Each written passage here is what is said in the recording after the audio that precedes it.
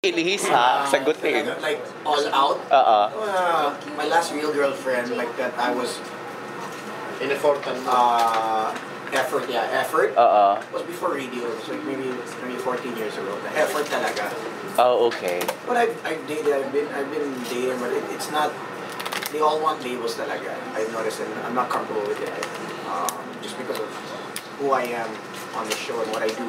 Ang hirap talaga because how you are outside of boys' night out. I know it's really difficult for me to not be the boys' night out. May lalapit na babae or sa labas ako. I mean, I really... Siyempre on air, malandi kami. Pero off air. Off air, Sila malandi. Iniisip nila na parang whatever they hear on air, siyempre that's how they know you. Yes. Ganito yung mga maluloko. That's how they label you. Yeah, so okay. The perception is that. So kahit naman, it carries over to the real, yeah. Ano ba kayo talaga? Malandi? Sa tingin niyo po? Men are... It's not malandi. Ako very friendly. Ma-friendly daw, ma-PR ako. Friendly tayo. Matagal na ma-PR ako. Lalaki sa babae, ma-PR talaga ako. Lalapit ako. Magulong ako sa tenga mo. Kumusta na? Ako rin. Mamaya. So going back to your... Mamaya, game.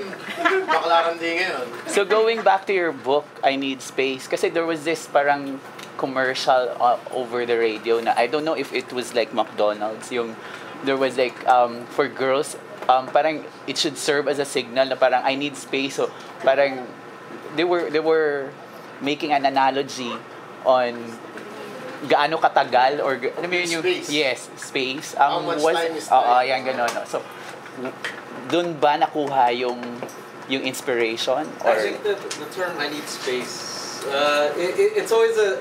It's always parang it's always escape.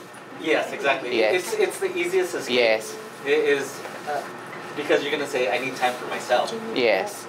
So they're always gonna say I need space. But then when you try to get to the root of it, you can ask so many questions after that, but you'll never get a direct answer. So it's the easiest out in a relationship is I need space, and we've heard it, we've probably used it. So yeah. Thank you.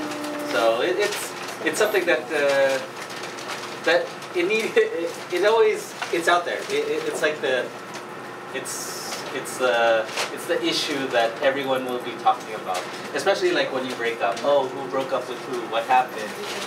What did he or she do? Tapos, oh, he needs space. Tapos yan, everyone's gonna jump on it. Baka may ibang babae or baka she's seeing another guy. Yun. So everyone's gonna have their own opinion after hearing I need space. So since your listeners, probably most of the female listeners, label you as malandi, was there a time that you shared a crush or an attraction on one female or I admit, listener? Not necessarily a listener. I admit na there are girls na I find very attractive. Tapos nalalaman ko dumaan na palaki to. So how did you deal with and it? this happens 80% of the time. Baliktad. Matinik to. Ito yung bangus talaga, no?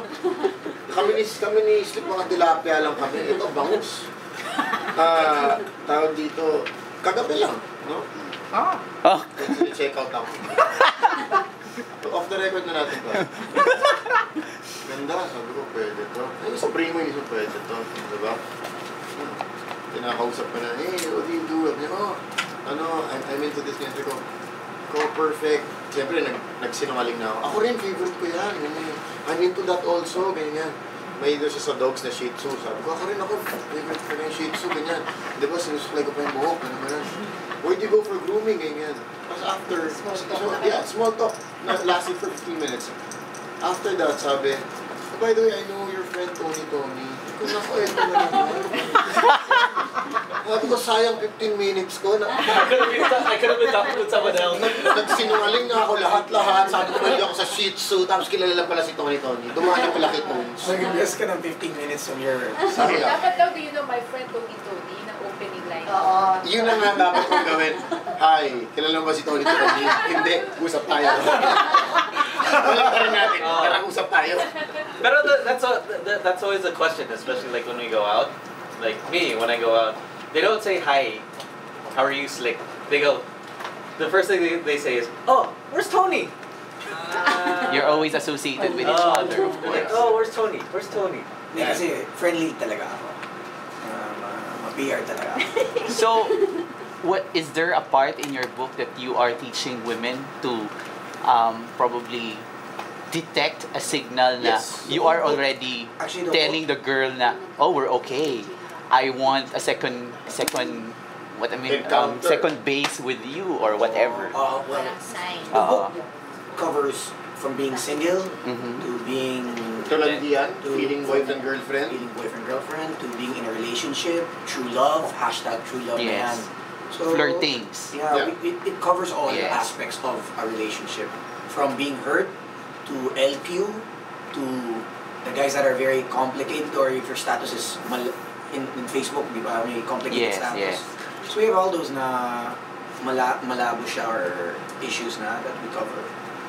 That we give you na mag-ingat ka. Modern day LQs, yung may girlfriend ka. Yung Instagram niya, hindi mo nilike yung picture, pero yung sa crush mo. Nilike mo yung mga photos ng crush mo. So, Pero yung girlfriend mo, tampo-tampo hindi mo siya. nilike. Oo. These are modern day relationship issues na hindi natin masabi it happened before kasi wala pa naman Instagram before, di ba? Dati mga LQ, nahuli mo or something. Ngayon, there are so many ways to flirt. May Tinder, mga ganyan-ganyan, Facebook, Twitter, di ba?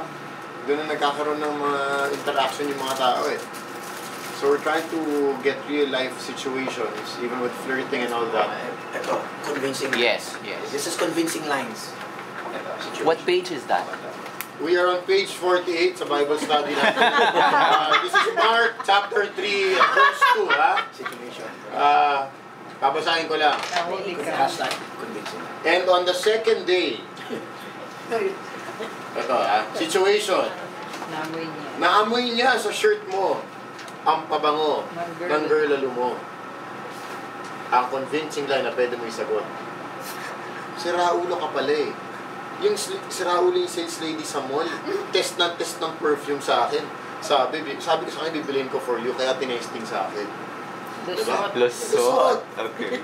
At least you know. Ang problema ngayon sa mga lalaki, We're teaching a lot of the guys and girls. hindi, masyado silang ano eh.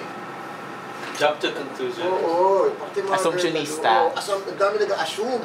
Yes. Diba? Ito. May nakita. Ito, si Tones.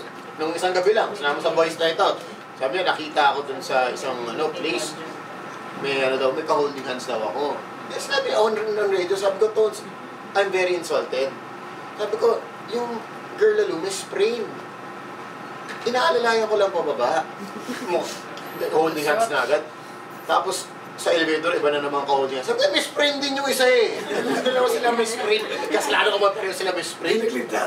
Pinost sa Twitter. Nag-selfie. Diba?